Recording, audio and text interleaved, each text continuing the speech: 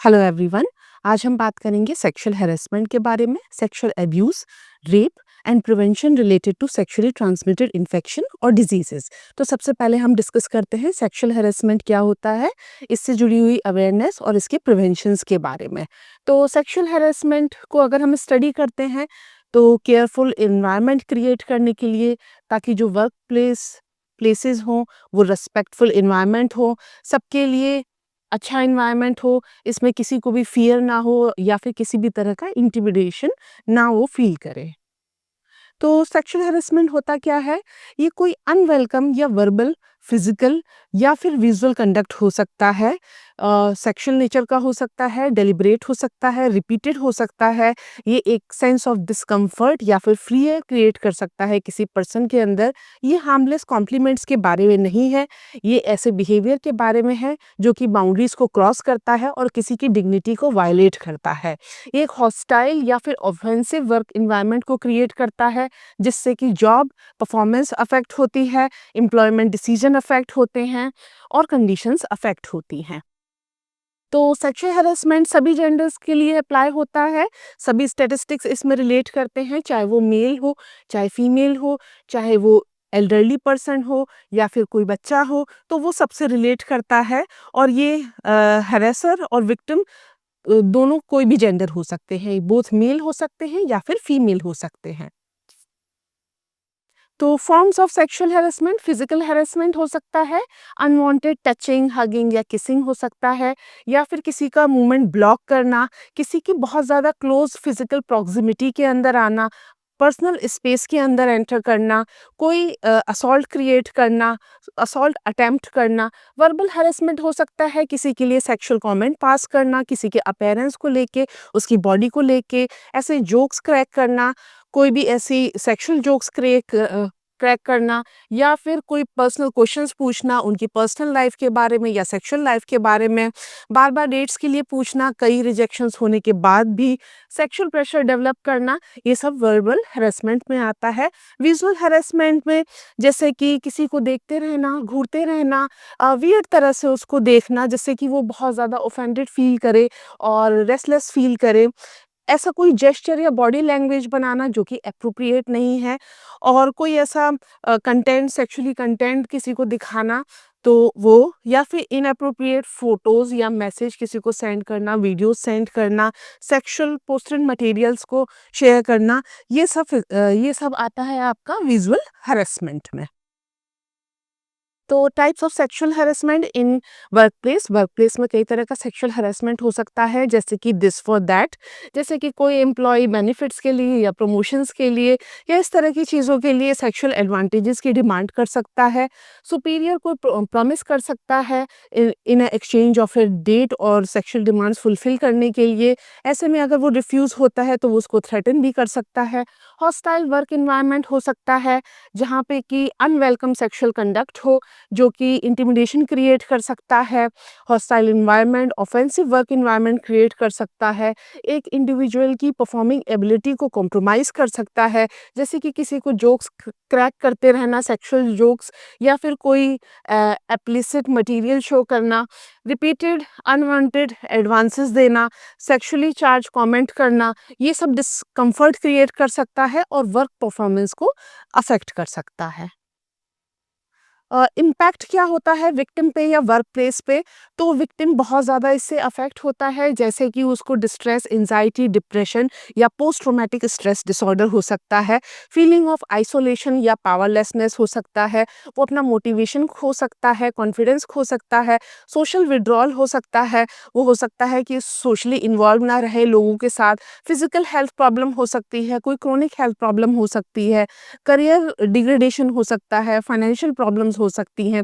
Organisation, जिस organisation से वो रिलेट करता है वहाँ पे कुछ कंसिक्वेंसेस हो सकते हैं, जैसे कि वहाँ की प्रोडक्टिविटी कम होना, मोरल कम होना लोगों का, एब्सेंटिज्म होना या फिर टर्नओवर रेट्स का कम होना, डैमेज रेपुटेशन हो सकती है एम्प्लॉयर की, लीगल लायबिलिटीज़ हो सकती है, टैलेंटेड एम्प्लॉयज़ का लॉस हो सकता है। तो ये सब प्रॉब्लम ऑर्गेनाइजेशनल कंसिक्वेंसेस हो सकते हैं।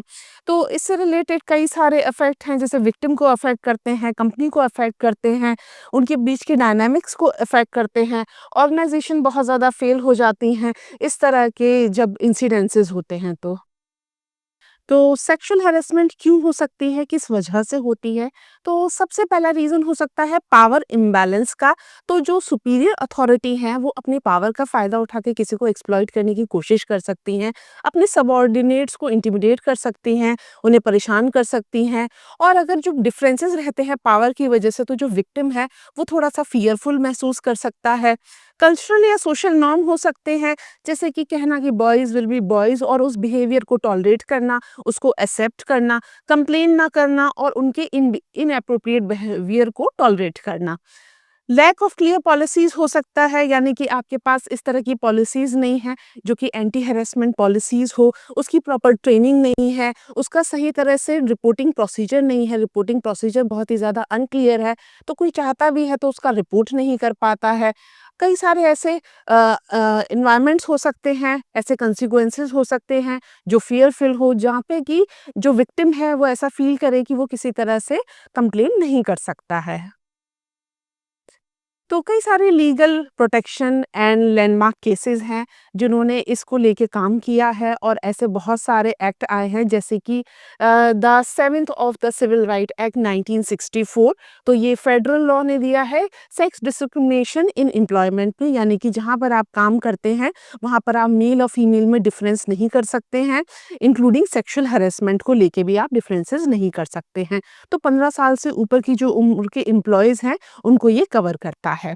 दूसरा है Vishakha versus state Rajasthan 1997, landmark supreme court case है इंडिया में, establishing guideline preventing and addressing sexual harassment in places.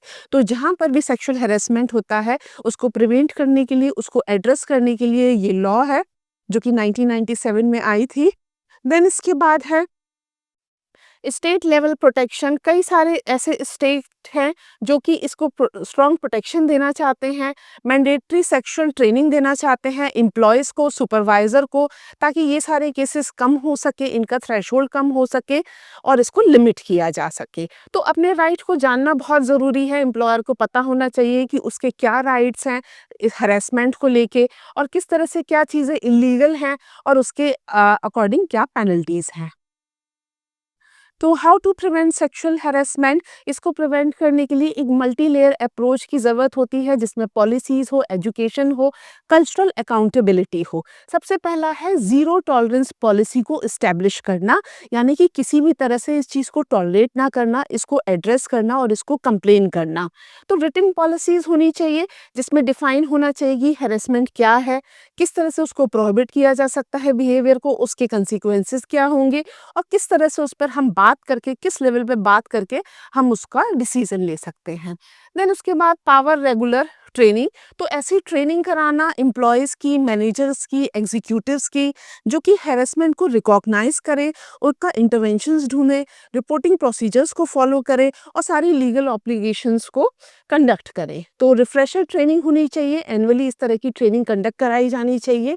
Create safe reporting system, जिसमें कि कॉन्फिडेंशियलिटी को मेंटेन करना चाहिए, सारी जो कंप्लेंट्स की गई हैं उन पर एक्शन लेना चाहिए, उन्हें सीरियस लेना चाहिए, उन पर इन्वेस्टिगेशन होना चाहिए, प्रॉपर कंप्लेन रिटेलिएशन होना चाहिए और उसको अप्रोप्रिएट एक्शन से फॉलो करना चाहिए। देन इसके बाद है what to do if you experience और विटनेस हैरेसमेंट। अगर आपके साथ कोई ऐसा एपिसोड होता है तो उस वक्त आपको क्या करना है और आगे कैसे बढ़ना है। तो सबसे पहला है डॉक्यूमेंट करना हर एक चीज़ को। तो डॉक्यूमेंट करने के लिए जो भी डेट्स हैं उनको रिकॉर्ड करना है, टाइम, लोकेशन, इन सबको रिकॉर्ड करना है, जो भी वहाँ पर हुआ है उसको कहना है, और उसके बाद उसको विटनेस करने के बाद आपके पास जो भी ईमेल, टेक्स्ट या एविडेंस हैं उन्हें संभाल के रखना है। तो documentation is necessary. Then clear commitment. इसके बाद है कि जो हैरेसर है उसका जो बिहेवियर है वो अनवेलकम हो और उसको आप स्टॉप करें और क्लियर और डायरेक्ट लैंग्वेज में आप उसको रोकने की कोशिश करें, ताकि जो भी आपको हैरेस कर रहा है आप उसे क्लियरली ये कह पाएँ कि इस तरह का बिहेवियर टॉलरेट नहीं किया जाएगा, और अगर इस तरह का बिहेवियर हुआ तो आपके अगेंस्ट कंप्लेन हो सकती है। रिपोर्ट करना इंटरनली, तो आप जिस भी डिपार्टमेंट में काम करते हैं, किसी इंस्टीट्यूट में हैं, किसी एजुकेशनल इंस्टीट्यूट में हैं, तो वहाँ पर प्रॉपर प्रोसीजर्स को फॉलो करते हुए एचआर डिपार्टमेंट में कंप्लेन करना, सुपरवाइजर्स को बताना, कंपनी ऑफिसर्स को बताना और पूरे प्रोसीजर्स को फॉलो करना। एक्सटर्नल हेल्प ले सकते हैं। अगर इंटरनली आपका मैटर रिजॉल्व नहीं होता है तो आप बाहर बहुत सारी ऐसी ऑर्गेनाइजेशन है जिससे हेल्प ले सकते हैं, और जिससे हेल्प लेने के बाद आप इस तरह की प्रिविलेजेस ले सकते हैं। देन इसके बाद आपके राइट क्या है, वर्क प्लेस में आपके राइट क्या है ड्यू टू हैरेसमेंट। रिटेलिएशन क्या है, रिपोर्टिंग की वो इलीगल है। आप फाइल कर सकते हैं किसी तरह की कंप्लेन 180 से 300 दिनों के अंदर। काउंसिल कर सकते हैं, प्रोटेक्ट कर सकते हैं अपने जो भी इंटरेस्ट है, अपनी जो भी प्रिवेसी राइट्स है, तो आप इस तरह से लीगल कंप्लेन कर सकते हैं। आपको इसमें लो कॉस्ट लीगल सर्विसेज भी मिल सकती हैं। सपोर्ट ग्रुप से कांटेक्ट कर सकते हैं जहां पर काउंसलिंग हो सकती है। Then together we can create safe work places. ऐसी जगह पर काम करना, ऐसे एजुकेशनल इंस्टीट्यूट में, ऐसे वर्क प्लेस इन्वायरमेंट में, तो awareness and education empower action.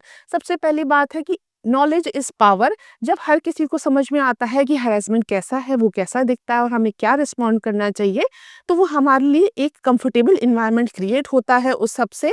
तो कंटिन्यूस एजुकेशन देना कि क्या प्रॉब्लम है, उन्हें किस तरह से सॉल्व किया जा सकता है।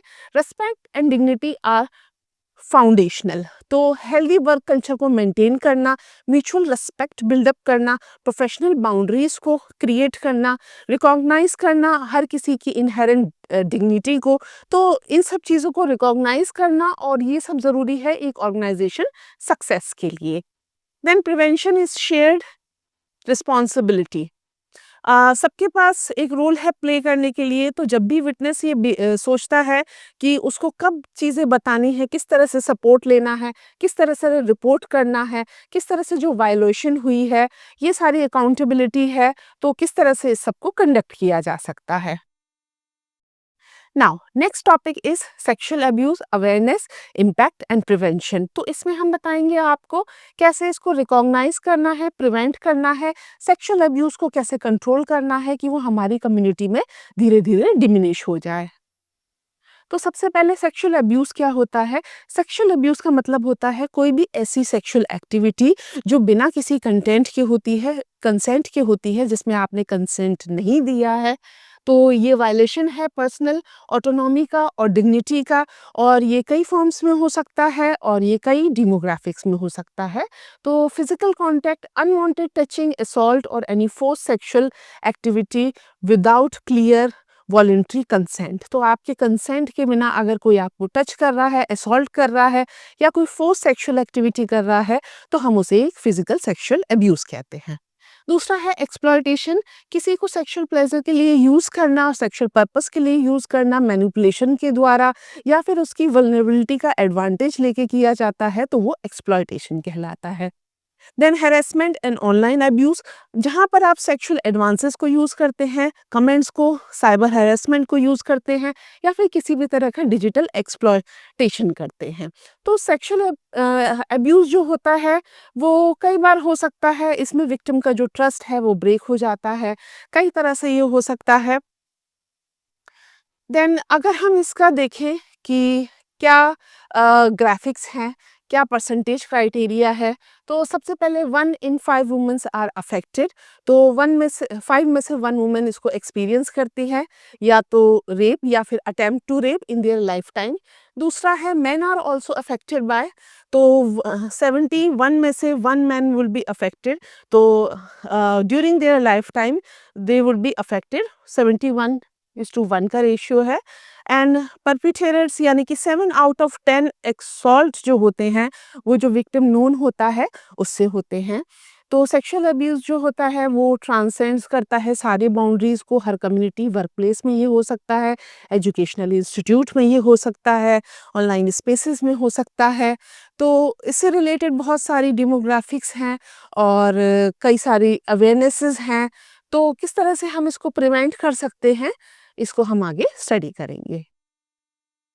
तो types of sexual abuse, physical assault हो सकता है, यानी कि हमें हर तरह के सेक्सुअल अब्यूज़ को देखना है कि किस तरह का हो सकता है, हम उसे कैसे रिकॉग्नाइज कर सकते हैं। तो सेक्सुअल कंडक्ट हो सकता है, पेनिट्रेशन थ्रू फोर्स हो सकता है, थ्रेट दिया जा सकता है आपको, आपकी कंसेंट देने की कंडीशन नहीं है, डिसेबिलिटी है, उस कंडीशन में फिजिकल असॉल्ट हो सकता है। सेक्सुअल एक्सप्लॉयटेशन हो सकता है, जैसे कि किसी भी कंटेंट का, प्रोस्टिट्यूशन का या सेक्स ट्रैफिकिंग का, ये सारी चीज़ें इमेजेस को दिखाना, इनको यूज़ करना या मैनिपुलेट करना, these are sexual exploitation.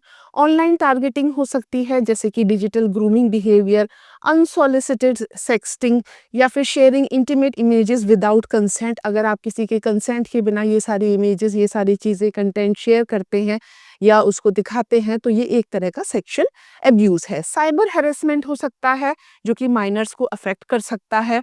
Harassment या हॉस्टिलिटी हो सकती है, तो कई सारे सेक्सुअल एडवांसेस को इसमें इंक्लूड करना, कमेंट्स या जेंडर बेस्ड एनिमोसिटी को इंक्लूड करना, हॉस्टाइल इन्वायरमेंट क्रिएट करना, सेक्सुअल मिसकंडक्ट करना, ये सब चीज़ें सेक्सुअल अब्यूज़ में आती हैं। Science and effect on the survivor, जो इसको सर्वाइव करता है, यानी कि विक्टिम की कंडीशन पे इसका क्या असर पड़ता है, उसकी फिजिकल कंडीशन पर, उसकी मेंटल कंडीशन पर। तो साइकोलॉजिकल इम्पैक्ट हो सकता है, जैसे कि depression, anxiety disorder, post traumatic stress disorder, severe loss of self esteem and distorted self image हो सकता है। दूसरों पर विश्वास करने में उसको प्रॉब्लम हो सकती है, हेल्थी रिलेशनशिप्स बनाने में प्रॉब्लम हो सकती है, बिहेवियर में चेंज हो सकते हैं, जैसे कि नींद ना आना प्रॉपर तरह से, खाना ना खाना, सोशल विड्रॉल या आइसोलेशन हो सकता है फ्रेंड्स से, फैमिली से, सब्सटेंस अब्यूज़ बढ़ सकता है, सेल्फ हार्म बढ़ सकता है, परफॉर्मेंस जो है वो स्कूल या वर्क में डिक्लाइन हो सकती है।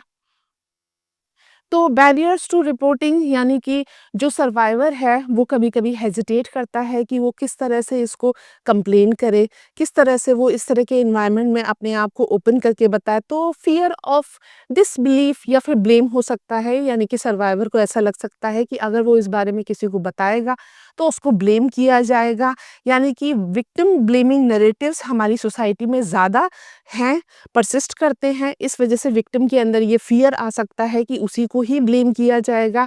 या फिर इंस्टीट्यूशनल डिस्ट्रस्ट हो सकता है, जितनी सारी पुरानी स्टोरीज हैं या फिर मिस हैंडलिंग ऑफ केसेस हैं, उससे विक्टिम के अंदर ये डिस्ट्रस्ट आ सकता है, उसे ऐसा लग सकता है कि उसकी प्रॉब्लम सॉल्व नहीं की जाएगी और सिस्टम उसको सही तरह से सॉल्व नहीं कर पाएगा। प्रोटेक्टिंग द एब्यूज़र, उसकी फैमिली मेंबर्स, फ्रेंड्स और रिस्पेक्टेड कम्युनिटी का अगर वो फिगर है, तो उसके अंदर ये डर होता है कि वो उसे किस तरह से वो ओपन कर सकता है, एक्सपोज कर सकता है। अगर वो किसी रेपुटेड पर्सन के बारे में इस तरह की कंप्लेन करता है, तो इससे रिलेटेड सोशल स्टिग्मा है या ट्रॉमा है, यानी कि कल्चरल टैबूज हो सकते हैं, शेम हो सकता है, साइकोलॉजिकल इम्पैक्ट हो सकता है ट्रॉमा का, और ओवरवेलमिंग बैरियर्स हो सकते हैं।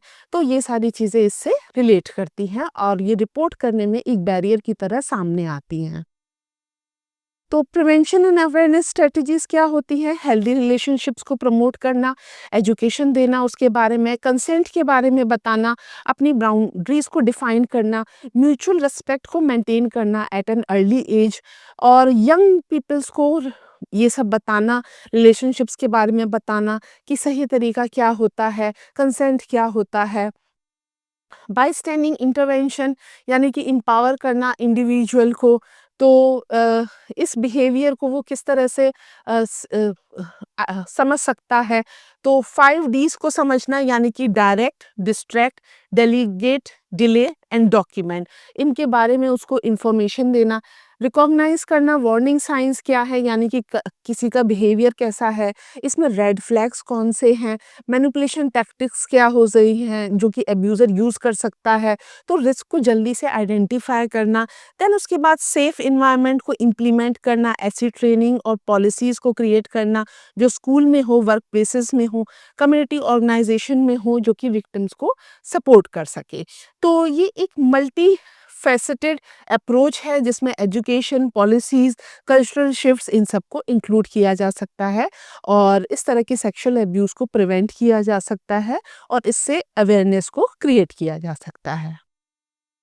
सपोर्ट करना सर्वाइवर्स को, यानी कि जब कोई डिस्क्लोज़ करता है इस तरह के इंसिडेंट्स को, अपनी पर्सनल ऑनगोइंग हिस्ट्री को, तो उसको हील करने की, उसकी हीलिंग जर्नी में उसका सपोर्ट करना। किस तरह से आप सपोर्ट कर सकते हैं?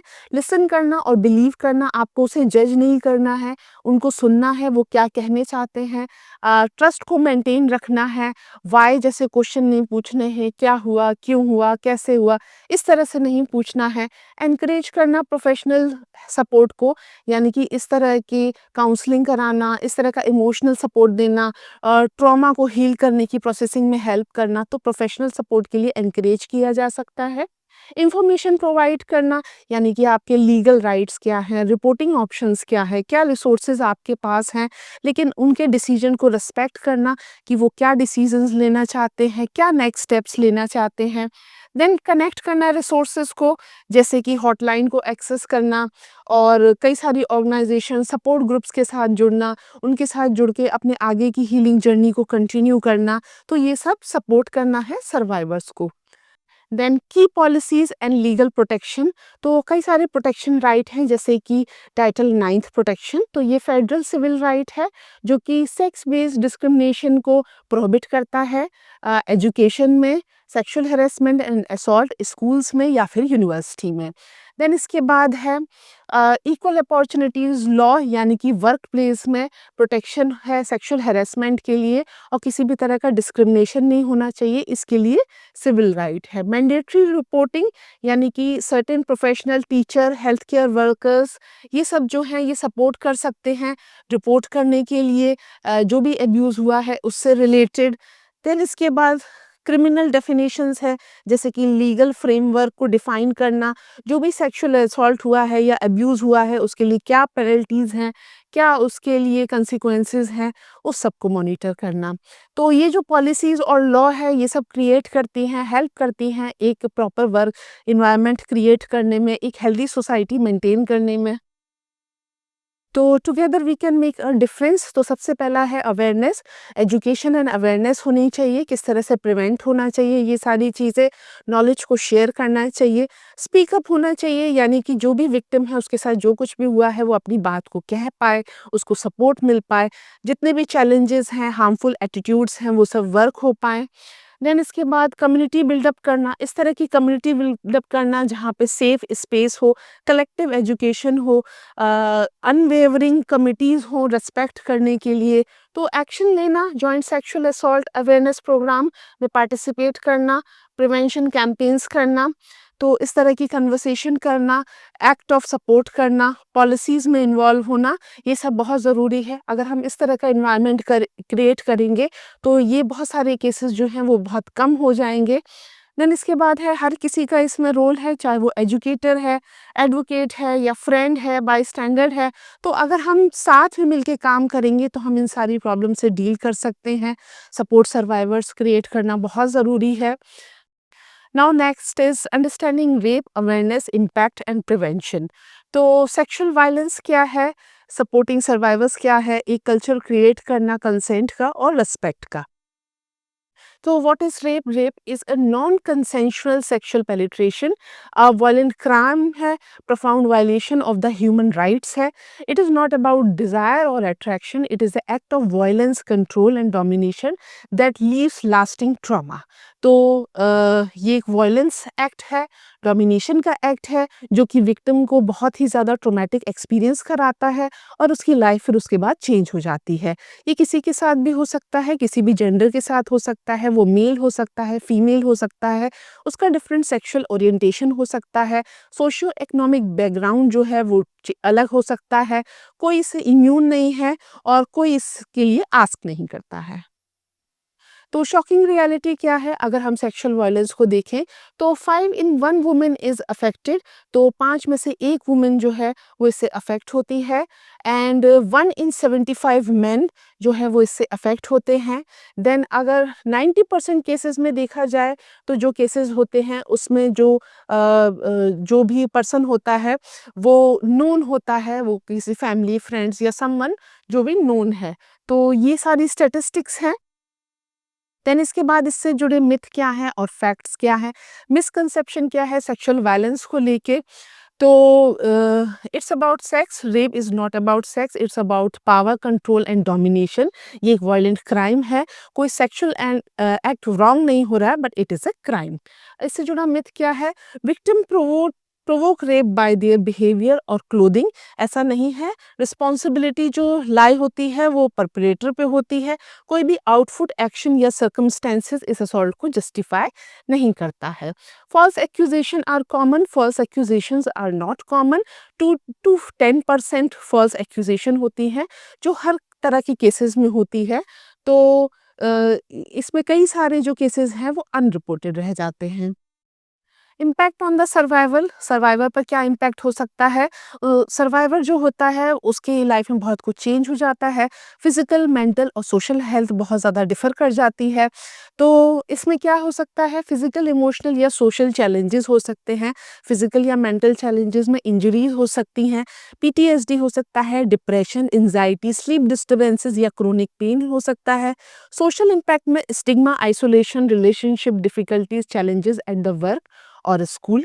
और अगर हीलिंग पॉसिबल है तो सपोर्ट करना, काउंसलिंग्स में जाना, कम्युनिटी रिसोर्सेज को अचीव करना, तो अपनी लाइफ को फिर से रीगेन करना और उसको नॉर्मली जीना, ये सब बहुत ज़रूरी है। Then how to support survivor, किस तरह से आपको सपोर्ट करना है? अगर कोई भी आपसे समवन जो डिस्क्लोज करता है अपनी सेक्सुअल वायलेंस के बारे में, तो आपको उसको सुनना चाहिए। लिसन विदाउट जजमेंटल, तो जजमेंट नहीं करना चाहिए, उनकी कंप्लीट स्टोरी को बिलीव करना चाहिए। और कुछ क्वेश्चंस नहीं पूछने चाहिए, जैसे कि आपने क्या पहना था, आप वहाँ क्या कर रहे थे, आप वहाँ क्यों थे।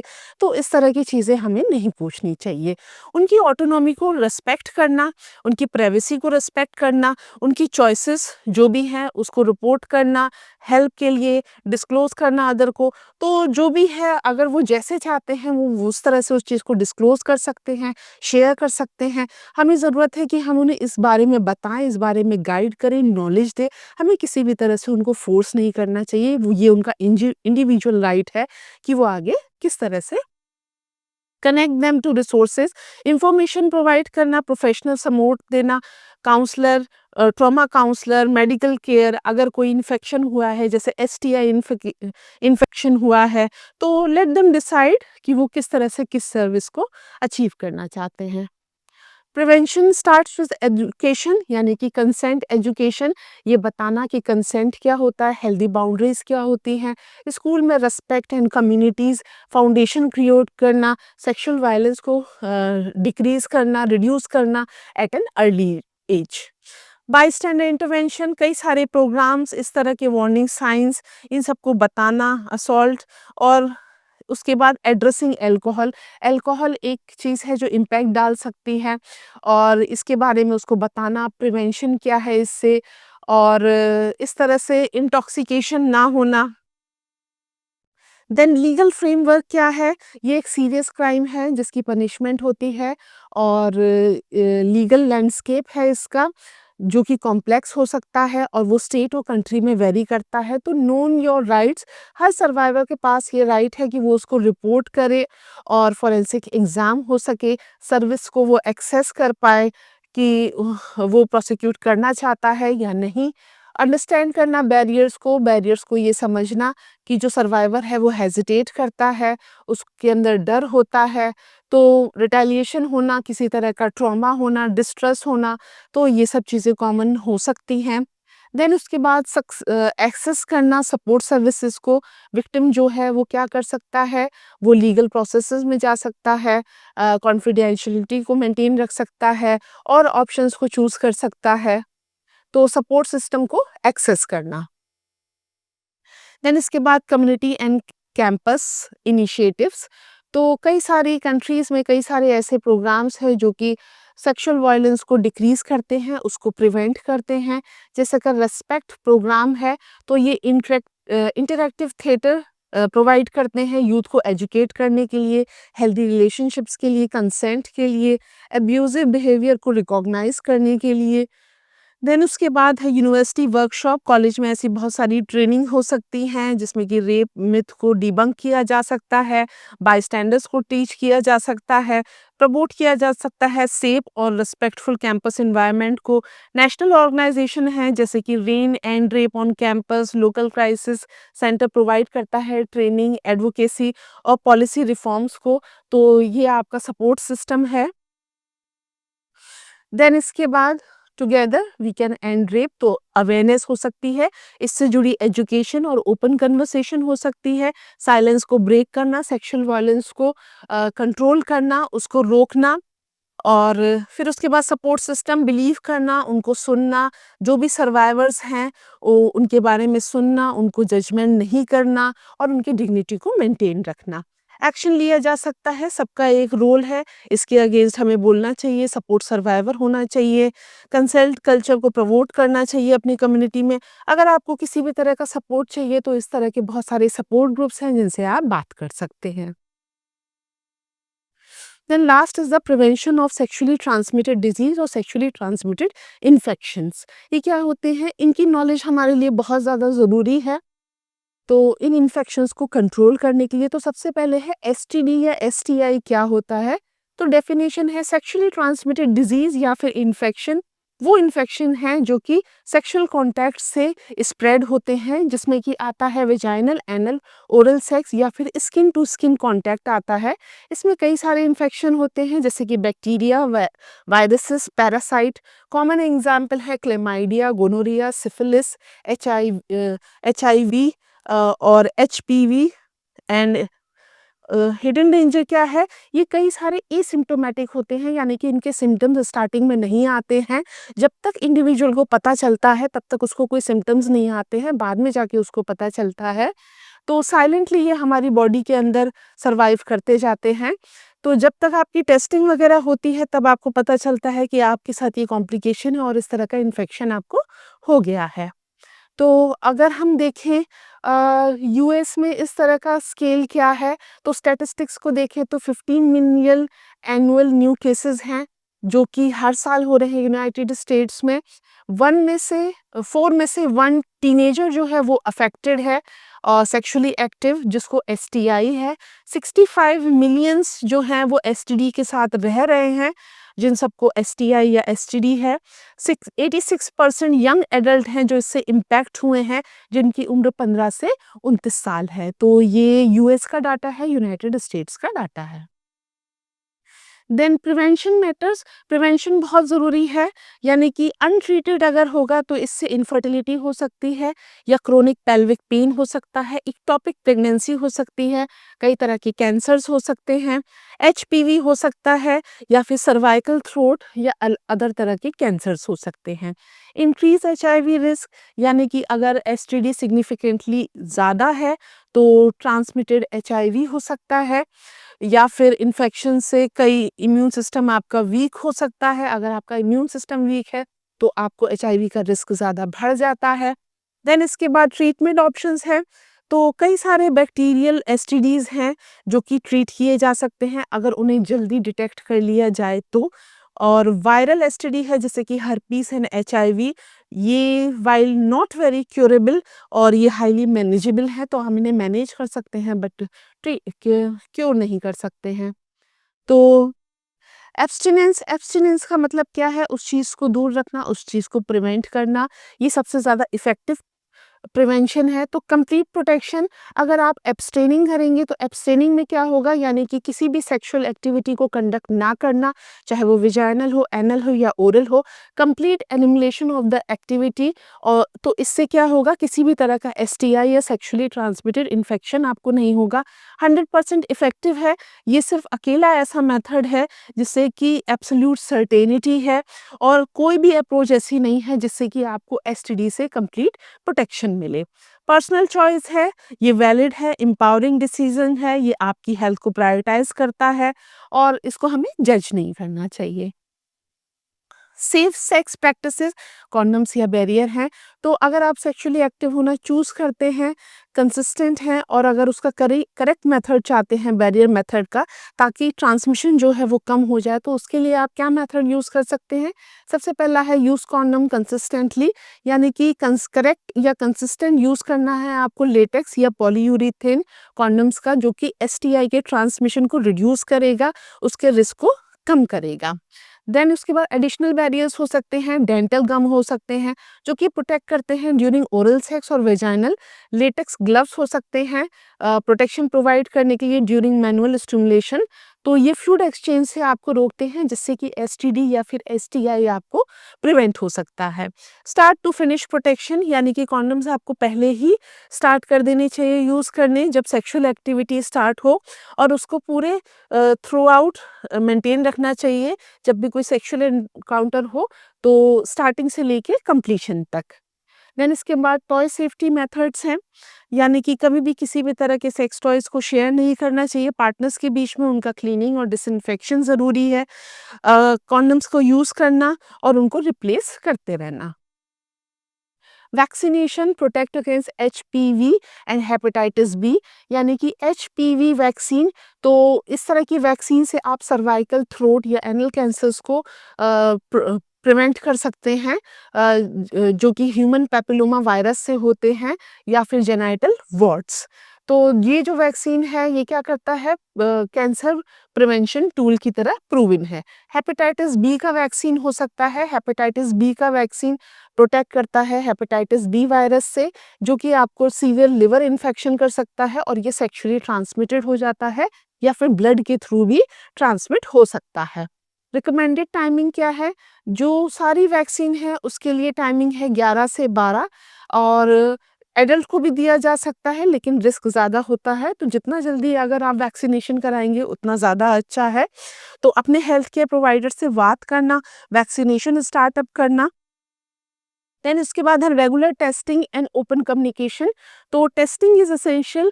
कई एसटीडीज़ में सिम्टम्स नहीं आते हैं, तो सबसे अच्छा तरीका ये होता है कि आप उसकी टेस्टिंग कराएं, ताकि अगर आपको या आपके पार्टनर को इस तरह का इन्फेक्शन है तो वो पहले ही आइडेंटिफाई हो पाए। रेगुलर टेस्टिंग होनी चाहिए। अगर आप सेक्सुअली एक्टिव हैं तो आपको कम से कम साल में एक बार अपना टेस्ट ज़रूर कराना चाहिए।